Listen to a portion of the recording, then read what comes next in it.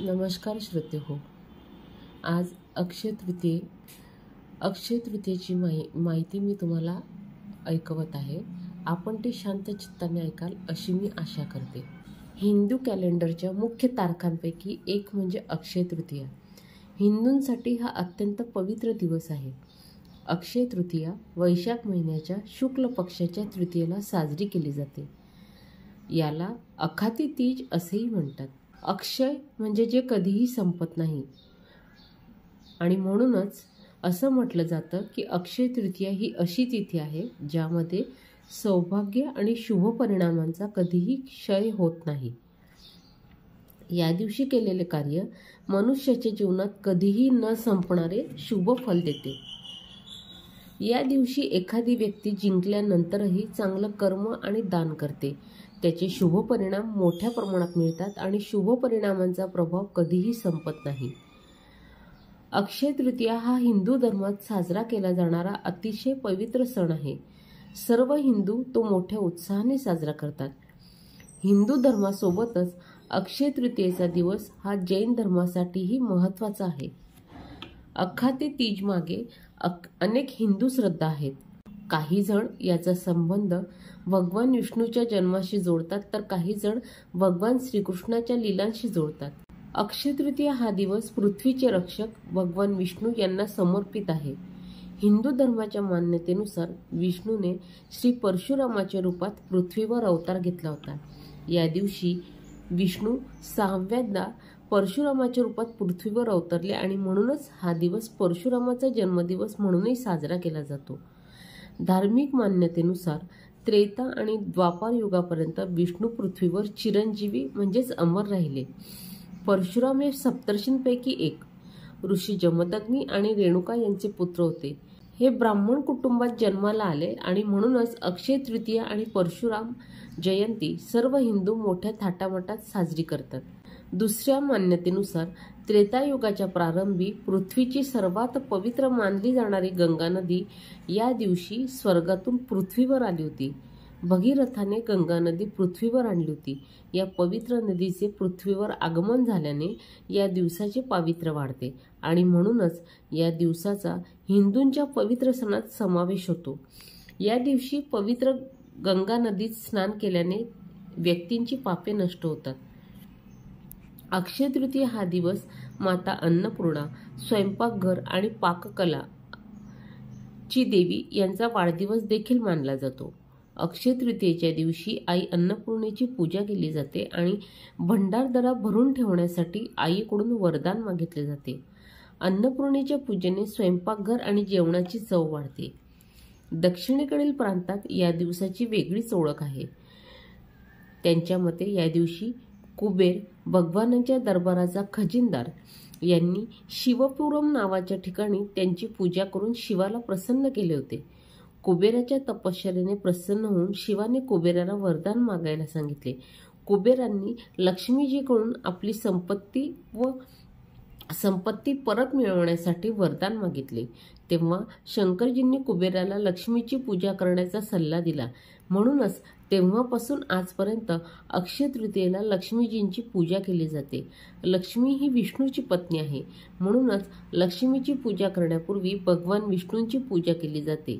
दक्षिणेला या दिवशी लक्ष्मी यंत्राची पूजा केली जाते ज्यामध्ये विष्णू लक्ष्मीजींसोबत कुबेराचेही चित्र असते.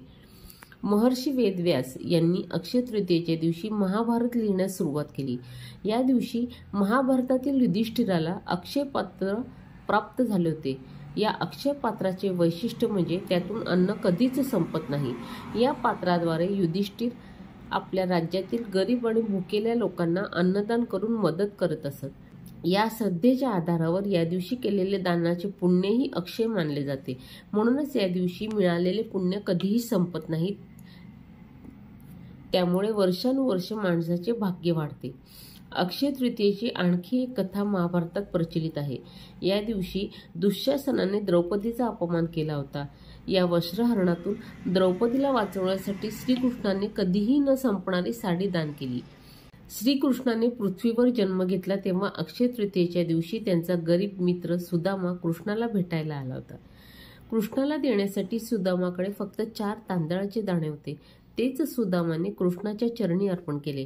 पण आपला मित्र आणि सर्वांचे हृदय जाणणारे देवाने सर्व काही समजून घेऊन सुदामाचे दारिद्र्य दूर केले, त्याच्या झोपडीचे महालात रूपांतर केले आणि त्याला सर्व सुविधांनी परिपूर्ण केले. तेव्हापासून अक्षय तृतीयेला केलेल्या दानाचे महत्त्व वाढले आहे.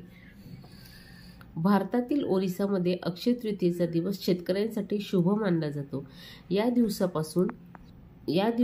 दिवसांपासून शेतकरी आपल्या शेतात नांगरणी करू लागतात. ओरिसातील जगन्नाथपुरी येथूनही या दिवशी रथयात्रा काढली जाते.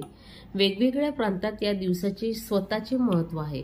बंगालमध्ये सर्व व्यापाऱ्यांनी या दिवशी गणेश आणि लक्ष्मीजींची पूजा करून त्यांचे लेखापरीक्षण पुस्तक सुरू करण्याची प्रथा आहे. त्यालाच इथे हलखता असे म्हणतात. पंजाबमध्येही या दिवसाला खूप महत्त्व आहे. हा दिवस नवीन हंगामाच्या सुरुवातीचा सूचक मानला जातो. या अक्षय तृतीयेला ब्रह्ममुहूर्तावर जाट कुटुंबातील पुरुष मंडळी त्यांच्या शेताकडे जातात. त्या रस्त्यावर जितके प्राणी पक्षी आढळतात तितकेच ते कापणी आणि पावसासाठी शुभ मानले जाते. अक्षय तृतीयेच्या दिवशी आपण भगवान विष्णू आणि लक्ष्मीजींच्या पूजेला महत्त्व आहे. या दिवशी भगवान विष्णूंची पूजा केली जाते आणि विष्णूला तांदूळ अर्पण केल्याने विशेष फायदा होतो. पूजा केल्यानंतर त्यांना तुळशीच्या पानासह अन्न अर्पण केले जाते. सर्व विधी पूर्ण केल्यानंतर देवाची अगरबत्ती लावून आरती केली जाते. उन्हाळ्यात येणारे आंबे आणि चिंच देवाला अर्पण केले जातात आणि वर्षभर चांगले पीक आणि पावसासाठी आशीर्वाद मागितले जातात. अनेक ठिकाणी या दिवशी मातीची भांडी पाण्याने भरली असतात. कच्चा आंबा, चिंच आणि गूळ पाण्यात मिसळून देवतेला अर्पण केले जाते. अक्षय तृतीयेच्या दिवशी छोट्या दानाचेही खूप महत्त्व आहे. अक्षय तृतीयेचा दिवस सर्व शुभ कार्यांसाठी उत्तम आहे. अक्षय तृतीयेला लग्न करणे खूप शुभ मानले जाते. ज्याप्रमाणे या दिवशी केलेल्या दानाचे पुण्य कधीच संपत नाही, त्याचप्रमाणे रोजच्या लग्नातही पती पत्नींमधील प्रेम कधीच संपत नाही. लग्नाव्यतिरिक्त उपनयन सोहळा, घराचे उद्घाटन, नवीन व्यवसाय सुरू करणे, नवीन प्रकल्प सुरू करणे इत्यादी सर्व शुभकार्य देखील शुभ मानली जातात. या दिवशी अनेक जण सोने आणि दागिने खरेदी करतात. अक्षय तृतीयेची कथा ऐकून विधिपूर्वक पूजा केल्याने भरपूर लाभ मिळतो. या कथेला पुराणातही महत्त्व आहे. जो कोणी ही कथा ऐकतो, पूजा करतो व दानधर्म करतो त्याला सर्व प्रकारचे सुख, धन, ऐश्वर्य, कीर्ती, वैभव प्राप्त होते. या संपत्ती आणि कीर्तीच्या प्राप्तीसाठी वैश्य समाजातील धर्मदास नावाच्या व्यक्तीने अक्षय तृतीयेचे महत्त्व जाणून घेतले. अक्षय तृतीयेची ही कथा फार जुनी गोष्ट आहे. धर्मदास एका छोट्या गावात कुटुंबासह राहत होते. ते खूप गरीब होते. आपल्या कुटुंबाच्या उदरनिर्वाहाची त्यांना नेहमीच काळजी असायची. त्यांच्या कुटुंबात अनेक सदस्य होते. धर्मदास हे अतिशय धार्मिक वृत्तीचे व्यक्ती होते. एकदा त्यांनी अक्षय तृतीयेला उपवास करण्याचा विचार केला. अक्षय तृतीयेच्या दिवशी सकाळी लवकर उठून त्यांनी गंगेत स्नान केलं. नंतर पद्धतशीरपणे भगवान विष्णूंची पूजा आणि आरती केली. या दिवशी आपल्या क्षमतेनुसार पाण्याची भांडी, पंखे, जव, सत्तू, तांदूळ, मीठ, गहू, गूळ, तूप, दही, सोने, कपडे इत्यादी वस्तू देवाच्या चरणी ठेवून दान केल्या. ही सर्व देणगी पाहून धर्मदास याच्या कुटुंबियांनी व त्यांच्या पत्नीने त्यांना रोखण्याचा प्रयत्न केला. ते म्हणाले, जर धर्मदास हे सर्व दानधर्मासाठी देते तर कुटुंबाचा उदरनिर्वाह कसा होणार? तरीही धर्मदास आपल्या दानधर्माने आणि पुण्यकर्माने विचलित झाले नाही आणि त्यांनी ब्राह्मणांना अनेक प्रकारचे दान दिले. आयुष्यात जेव्हा कधी अक्षय तृतीया साजरी करण्याची वेळ आली, या पवित्र सणानिमित्त प्रत्येक वेळी धर्मदासांनी या दिवशी पूजा केली आणि दान असे विधी केले. म्हातारपणाचा आजार, कुटुंबांचा त्रासही त्यांना त्यांच्या या उपवासापासून विचलित करू शकले नाही. या जन्माच्या पुण्य परिणामामुळे पुढच्या जन्मी धर्मदासांनी राजा कुशावती म्हणून जन्म घेतला. कुशावती राजा अतिशय प्रतापी होता. त्याच्या राज्यात सर्व प्रकारचे सुख संपत्ती, सोने, हिरे, रत्ने, संपत्ती कोणत्याही प्रकारे कमतरता नव्हती. त्यांच्या राज्यात लोक खूप सुखी होते. अक्षय तृतीयेच्या पुण्यपूर्ण प्रभावामुळे राजाला वैभव आणि कीर्ती प्राप्त झाली. परंतु ते कधीही लोभाला बळी पडले नाही. सत्कर्माच्या मार्गापासून दूर जाऊ नका. त्यांच्या अक्षय तृतीयेचे पुण्य त्यांना नेहमीच लाभले. ज्याप्रमाणे भगवंताने धर्मदासावर कृपा केली, त्याप्रमाणे जो कोणी या अक्षय तृतीयेच्या कथेचे महत्त्व ऐकून नियमानुसार पूजा व दान करेल त्याला अक्षय पुण्य आणि कीर्ती प्राप्त होईल. धन्यवाद श्रोते हो, आपण माझी ही कथा शांत चित्ताने ऐकल्याबद्दल मी तुम्हा सर्वांची आभारी आहे. आपल्याला ही कथा आवडली असल्यास आपण माझ्या चॅनलला लाईक करा आणि सबस्क्राईब करा. ओम नमो भगवते वासुदेवाय नमः.